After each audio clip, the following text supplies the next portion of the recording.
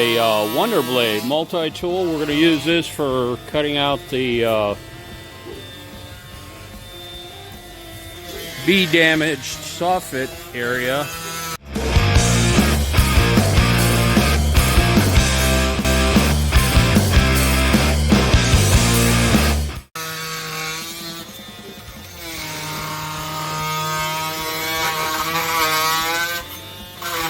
We're using a battery-powered one for cutting out the material. Bees were up in there and it just bled through, so we're just replacing it.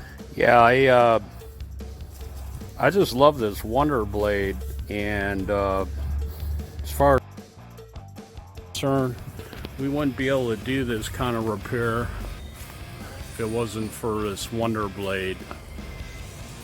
So this job turned out perfectly, and this WonderBlade is just got so much more life left in it.